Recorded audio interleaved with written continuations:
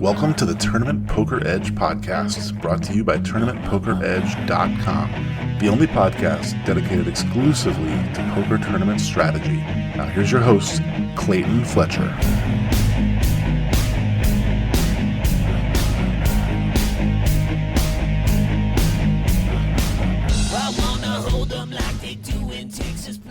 Hello once again, everybody, and welcome to the Tournament Poker Edge podcast. I'm your host, Clayton Fletcher, here in New York City, where I'm still a little hungover from Cinco de Mayo. This is being recorded on Thursday, May 7th, but in case you missed it, the other night on Twitch, I did commentary, and in honor of Cinco de Mayo, my co-host and I, that's Joe Stapleton, by the way, decided that it would be fun if every time somebody won a pot with pocket fives on the live stream, we would take a shot of tequila.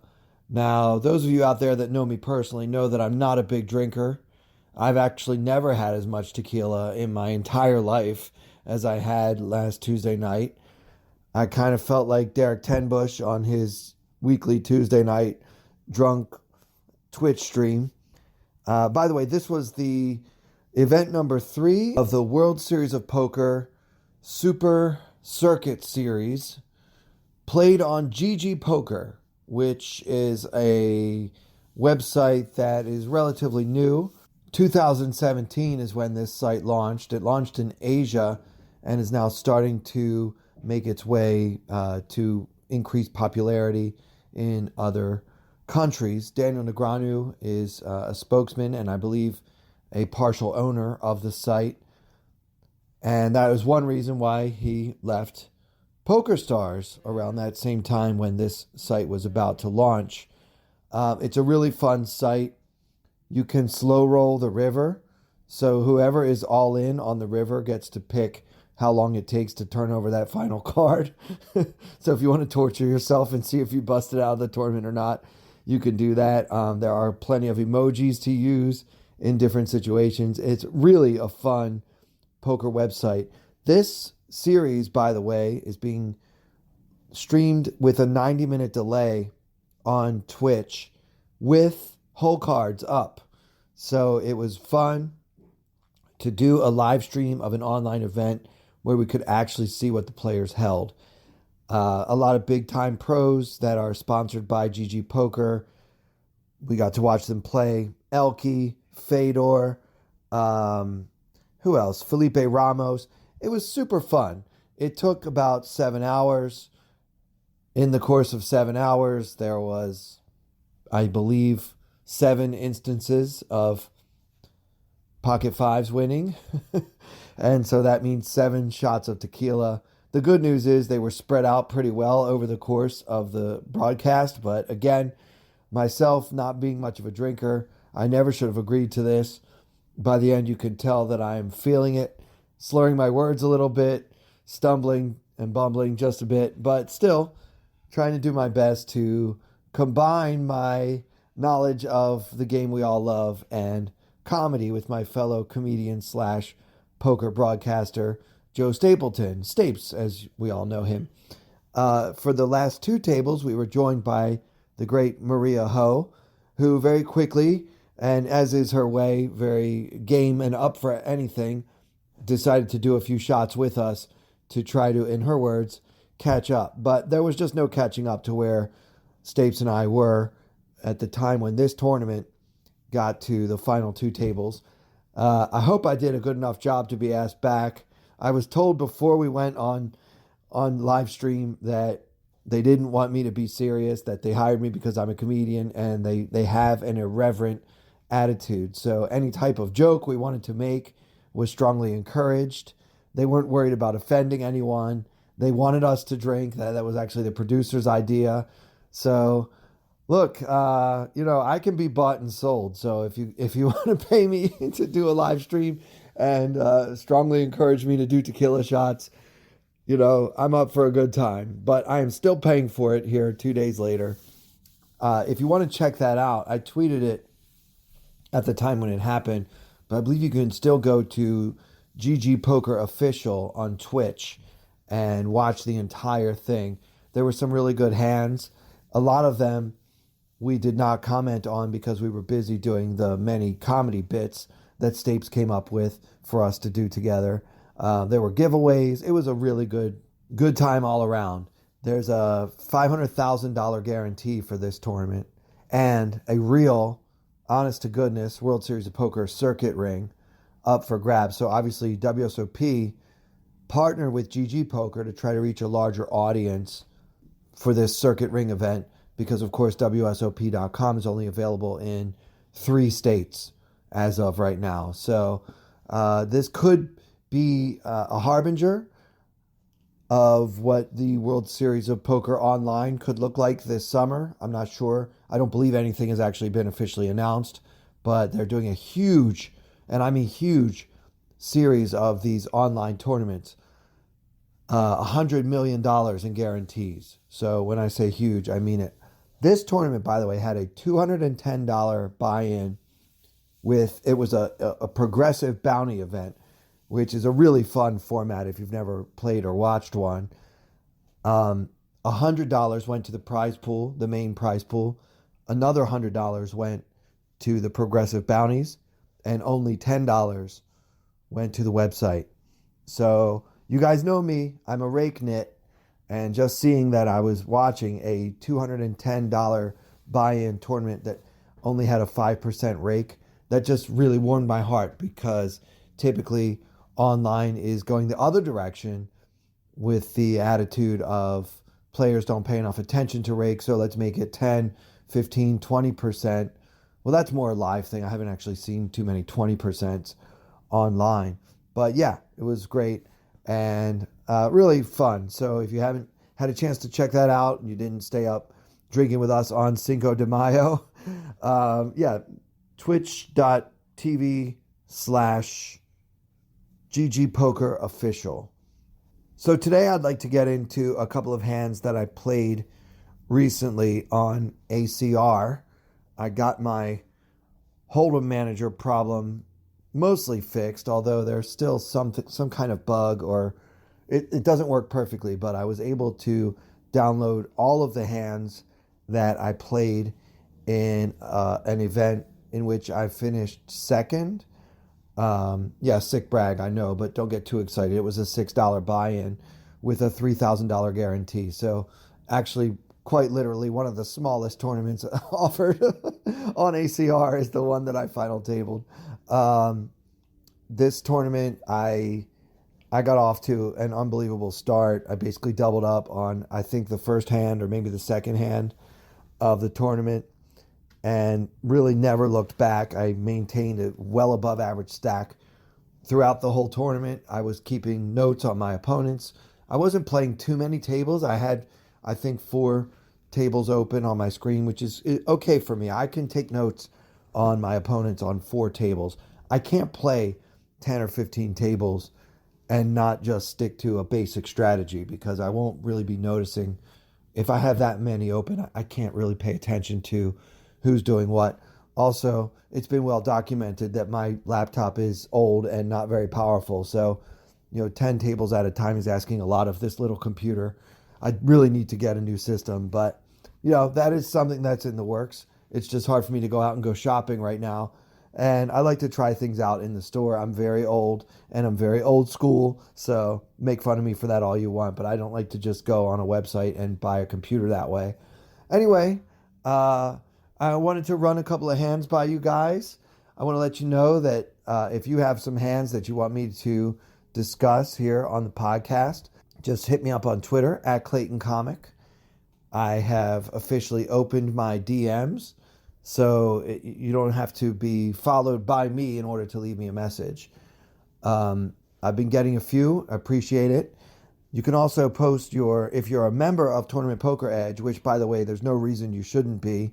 For as little as $25 a month, you can have access to over 1,000 excellent training videos by some of the greatest minds in the world of poker. I'm talking about Andrew Brokus, Colin Moshman, Mark Alioto, on and on and on. You know the guys. You know who's on our site. Daryl Jace, Casey Jarzabek. So yeah, get in there and do that. And if you are a member, we have an MTT forum that I've been pretty actively monitoring for interesting hands to discuss here on the podcast. As you guys know, usually I like to just cover the previous year's main event up until the time that the World Series of Poker starts, just to kind of get us all in the mood to head out to Vegas and do what we're supposed to be doing every year in June. Of course, that's not happening this year, so that is why I've kind of put my coverage of last year's final table on hold for now. But I have two hands I wanted to run by you guys for this episode. I'd love to get your thoughts. Feel free to tweet me and let me know that you think I made mistakes, or that you ran a hand through a solver and you realized that even though what I did may have worked out or not, this is what the solver says I should have done, whatever.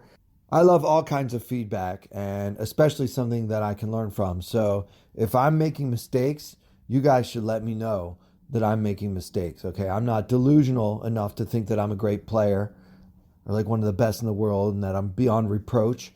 And I'm not even fooled by the fact that I had the chip lead in a $6 online tournament pretty much start to finish.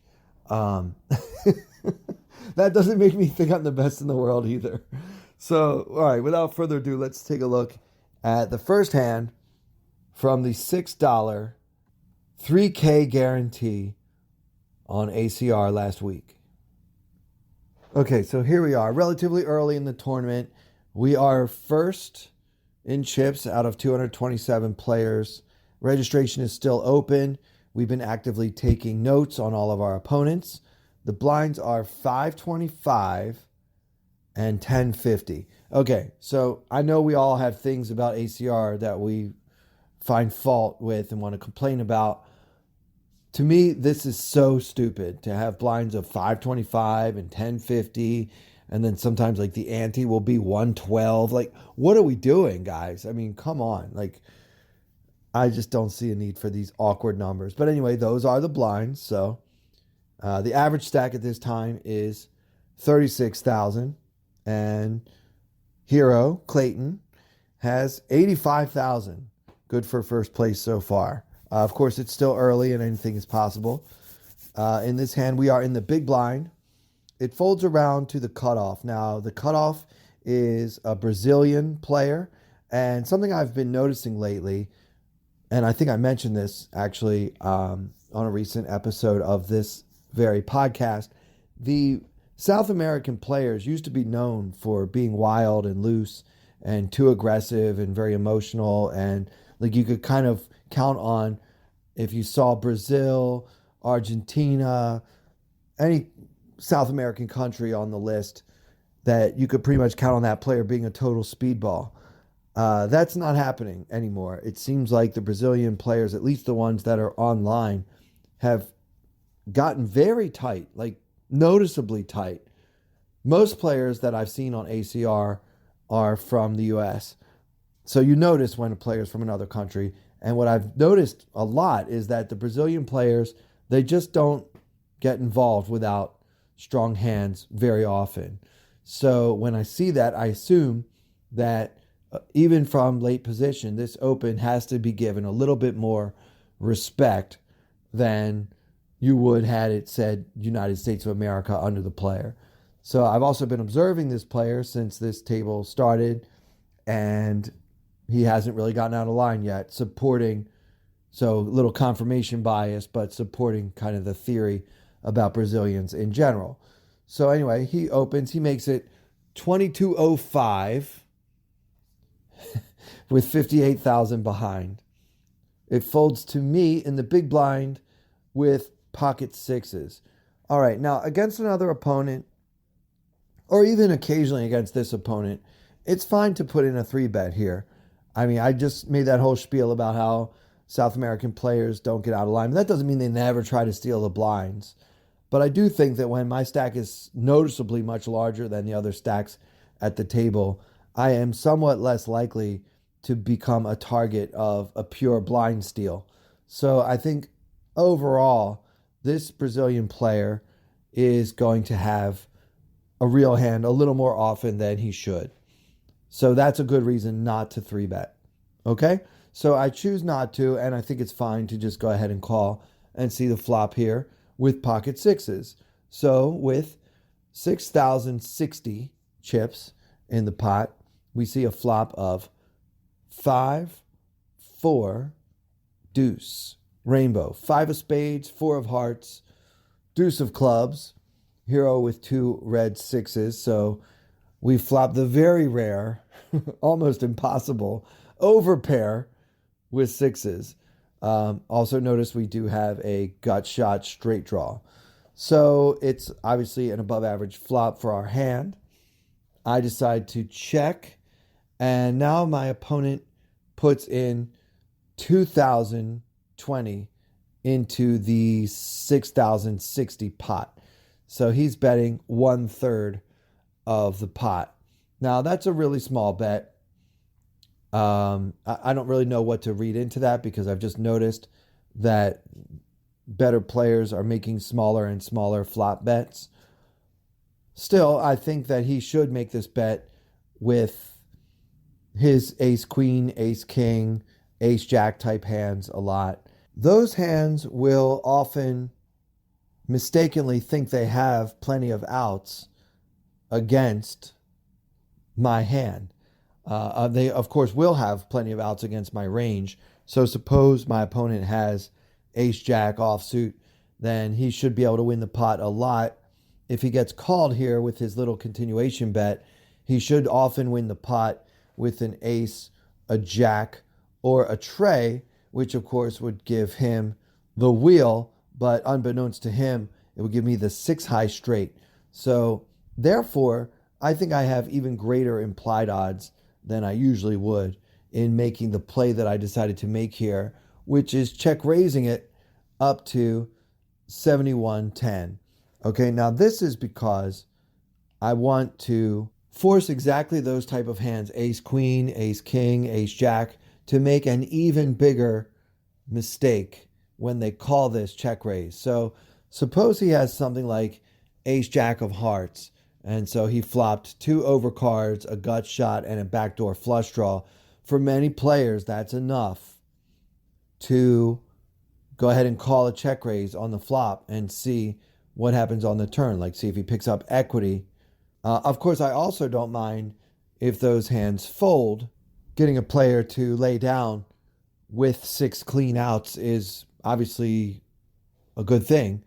But yeah, this is more about trying to get him to make a larger mistake with those unpaired ace high type of hands. So I like to check raise with this hand.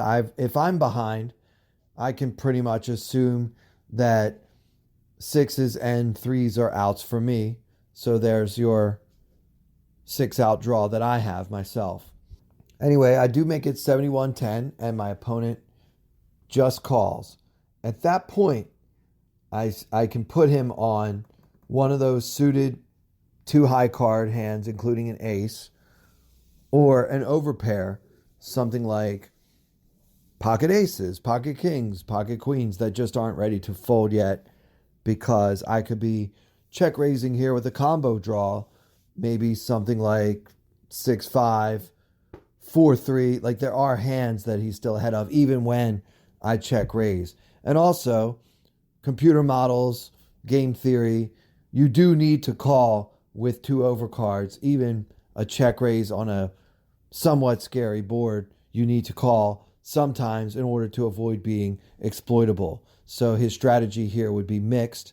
Sometimes bet folding with ace king, and sometimes bet calling, as he did here. And I'm not saying he had ace king, but just, that's part of the strategy. So those hands I still think are somewhat in his range, because also notice the check raise I put in isn't that big. So he calls 5,000 more, and now we've built a nice pot of 20,230 chips. Why don't we just call it 20,000 and stop with all these ridiculous little chips on the end. A beautiful tray of diamonds hits the turn. So now we have the 6 high straight, 5-4 deuce on the flop, tray on the turn, full badoogie, no worries about a flush. And because I took the lead here on the flop, and because I think my opponent will call pretty often when he has any ace, and won't really call when he has something like pocket queens or pocket kings, uh, or any overpair really, other than aces, is probably not going to give me any more action no matter what. I decided to go ahead and bet a little over half the pot here on the turn. 11,000. What did I bet? I bet 11,200 into 20,200, and my opponent just called that. So I do think we're going to be up against a straight a lot when this bet gets action. Most likely pocket aces, but sometimes ace king, ace queen suited, ace jack suited, those kind of hands that, as I said before, may have gotten stubborn on the flop. Regardless, we're not worried about him having 7-6. That's just not a hand that will be in a typical Brazilian opponent's opening range from the cutoff. Believe it or not, you just won't see that hand. I mean, I'm not saying it's completely out of the question. Note that 7-6 was open-ended on the flop and now beats us.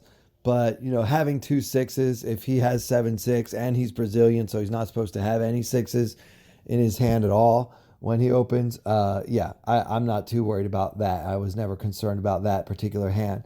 I guess there's some chance my opponent could have a set, pocket fours, pocket deuces. Those are possibilities. Pocket fives, definitely possibilities, okay? But again, kind of hard to flop a set, so you want to discount that and go with what is more likely in these situations. So yeah, I bet, and I was delighted to get action. He calls, and now there is 42,660, and my sizing on the earlier streets, the flop and turn, has now created a favorable scenario where my opponent has 37,000 and there's 42,600 in the pot. So if I want to get all in on the river, it will be less than a pot size bet, so it won't seem that crazy for me to do so. The river comes the 5 of clubs, pairing the board. So not my favorite card, but it does raise a few questions, like with the board pairing and now knowing that I could possibly be beat and being out of position where I can't check and find out. Should I bet small and just try to get a little value and then be prepared to fold if my opponent did just make quads or a full house? Or should I go for getting called by an ace or pocket aces, a straight, a worse straight than the one I have? So here's where I really want to get to the crux of this hand. For me, I don't worry enough about whether I just got rivered. I tend to be a little overly optimistic. So I didn't concern myself about, let's just try to be careful and just maybe make a little bet and be prepared to fold. Like, I didn't come this far with this hand to lay it down because he might have me beat. When you have the 6 high straight and it's likely that your opponent has a lot of 5 high straights in his range, that's an opportunity to get paid. So to me, I go for maximum value here. I shove all in, and my opponent tanked. So once he didn't call quickly, I knew that my hand was good. So now I'm just hoping that he finds the call. And he did call with pocket aces. So pretty unlucky turn card for him, but also maybe he could have gotten away from it at some point. I'm not sure. Part of it may have been, I'd been apparently running over the table. I got this chip lead. I had a big hand early, but then after that, I didn't have to show down a lot of my hands. And I think that players who are paying attention can sometimes, level themselves into thinking that I'm always trying to bluff everybody and that they should call my big bets.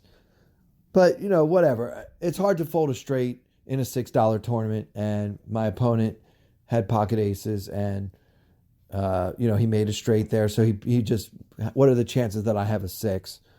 I don't know. I think it's a really horrible spot for him, but maybe with the 5 pairing on the end, he could have gotten away. but he didn't, and all that did is increase my already substantial chip lead in this tournament. If only they could all go like this one. All right, let's talk about one more hand from that same event.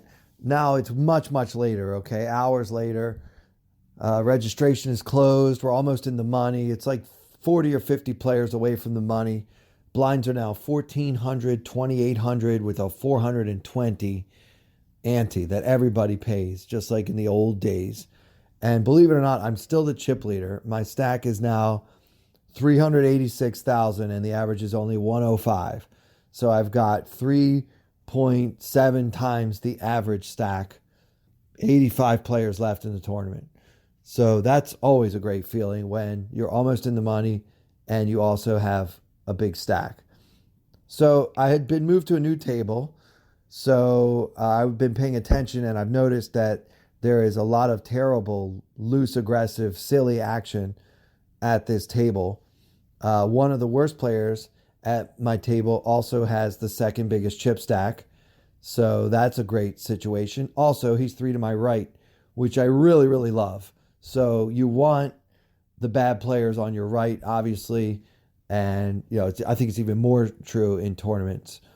So, again, the blinds are 1,400, 2,800 with an ante. And then it folds to the cutoff, which is this terrible player, second in chips with 164 behind. So he opens to 7,000. The button folds, and then the player to my right with only 69,000 in chips, who I've noticed is a very, very bad player himself, just calls. So I have 2 loose, terrible players in the pot already, and I'm sitting in the big blind with the jack of diamonds, 4 of diamonds. Now notice that the opening bet was much bigger than the min raise that we usually see online. The blind was 2,800. He made it 7,000. But now that the small blind called, I'm still getting almost 5 to 1 to call. Now, Jack 4 of diamonds, let's make no mistake, is a hopelessly terrible hand. If you told me that you would never call in this spot, even if that first bet had been a min raise, I can't really argue with you too adamantly because it's just so hard to win pots, especially against loose players with Jack 4. It's just a terrible hand. In fact, I sometimes use it as a bluff pre-flop when several players have limped into a pot or maybe there's a min raise with several calls. I will sometimes squeeze with Jack 4 from the big blind because so often my raises from the big blind will be with very strong value hands like ace, king, queens, kings, and aces. I use Jack 4 as like kind of a randomizer, but not always. Obviously, I didn't do it here. I just called. But yeah, it's if you have a spot where usually you're going to be making a value play, you need to have bluffs to balance that. And Jack 4 is one of my favorite hands to use as a squeeze, especially when there's a bunch of limping. 5 or 6 players limp in, and I want to put in a huge bet pre-flop. I want to be able to do that when I have aces. So I also need to do that with some bluffs. So I call, and the pot is now 23,680. Let's call it 24 just to be pragmatic. And the flop comes, ace of diamonds, 5 of clubs, deuce of clubs. And we have Jack 4. We're first to act. We have the Jack 4 of diamonds. So we have a gut shot and a backdoor flush draw. So not that much to work with here. I'm not first to act, sorry. The small blind, who is a very short stack now, he called with only 69,000 behind, so he's got an SPR of less than 3.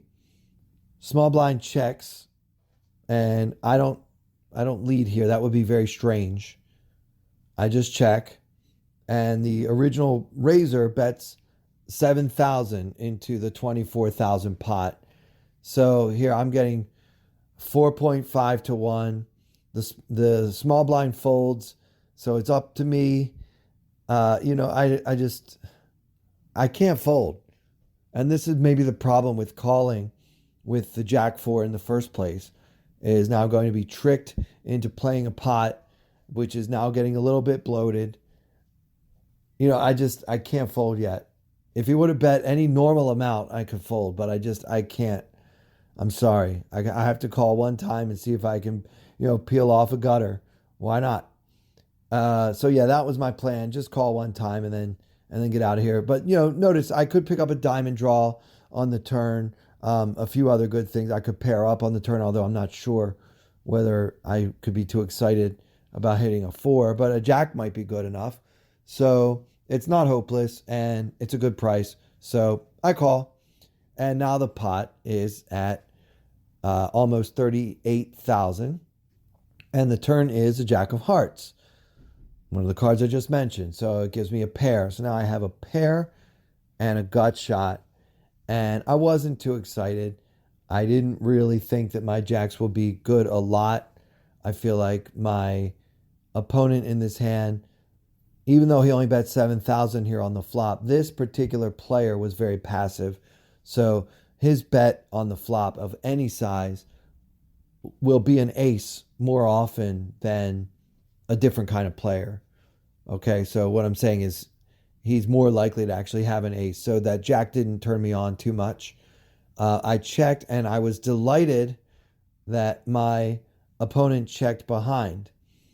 Not that means my jack is good, by the way, because as I mentioned, he is extremely passive. He's also extremely loose. The river comes, the tray of diamonds, giving us the straight.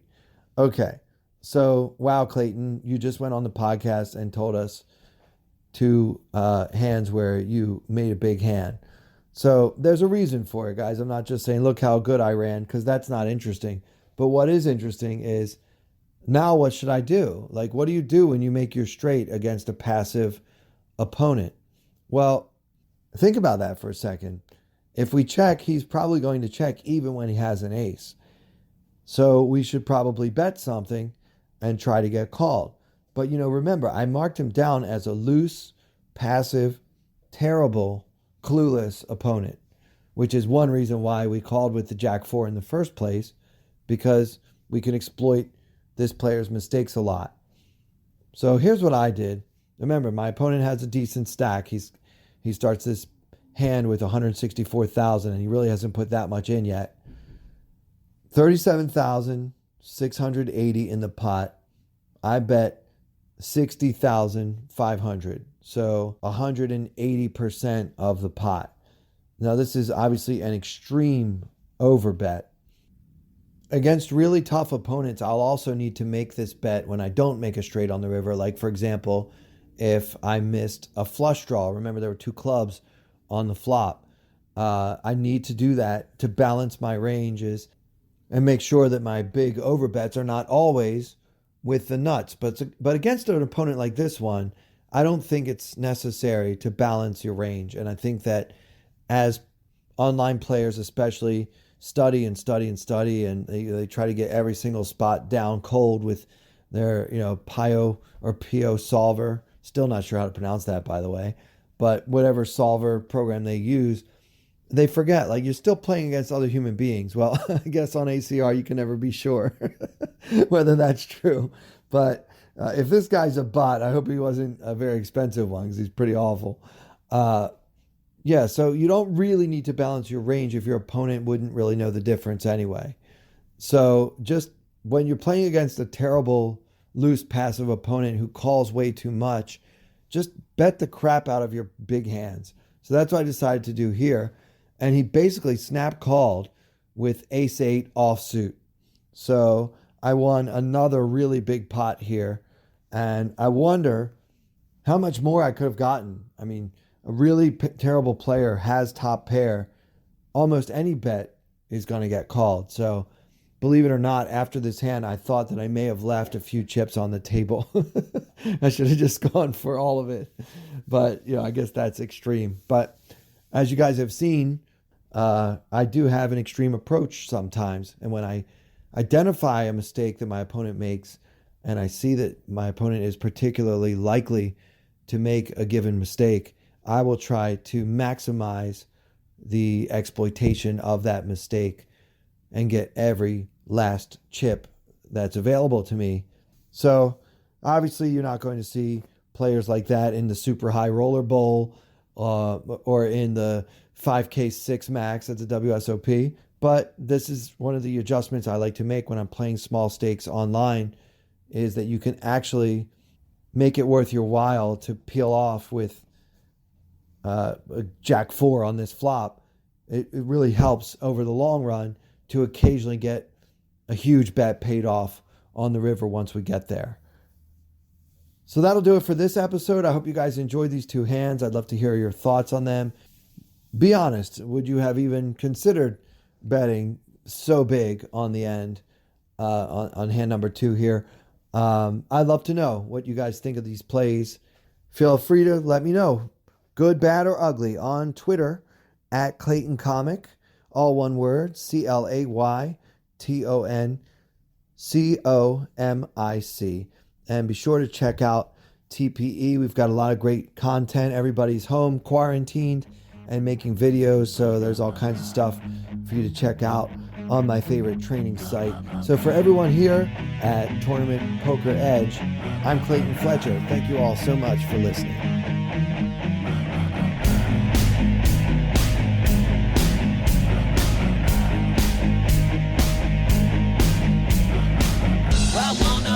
Like they do in Texas plays.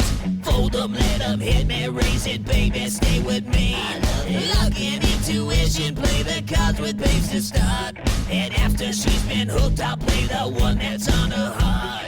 Oh, whoa, whoa, whoa, whoa. I'll get her heart, show her what I got.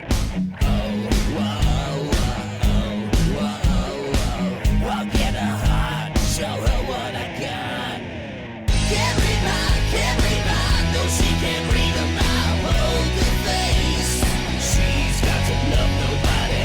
Can't read mine, no she can't read a mile. Poker face, she's got to love nobody. Poker face, poker face. Poker face, poker face. I wanna roll with her, a hard pair we will be. While little gambling is fun when you're with me. I love it. Russian roulette is not the same without a gun. And baby, when it's love, it's not rough, it isn't fun. Oh, whoa, whoa.